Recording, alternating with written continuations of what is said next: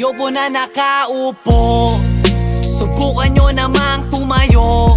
Nawawala tiwala ng Pilipino sa inyo dahil mga mapagbalat kayo.